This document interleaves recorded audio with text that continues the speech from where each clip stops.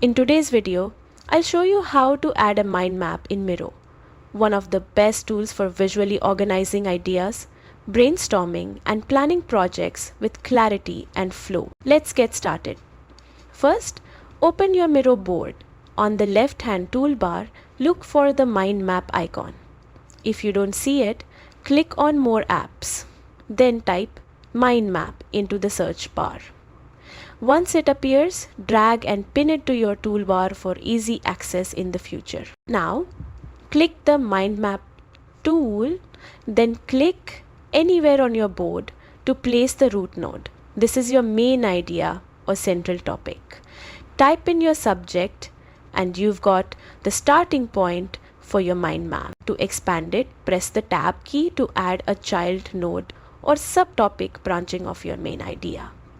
To add a sibling node at the same level, press enter or return.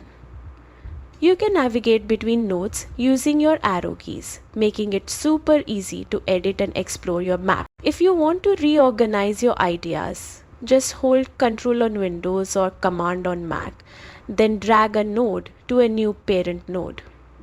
This instantly updates the hierarchy without breaking your structure. And if you ever need to delete a node and its branches, simply select it and hit delete. That's it. You've just learned how to create and manage a mind map in Miro, the perfect tool to bring your ideas to life and organize your thoughts visually. If this guide helped you, don't forget to like and subscribe for more quick Miro tutorials.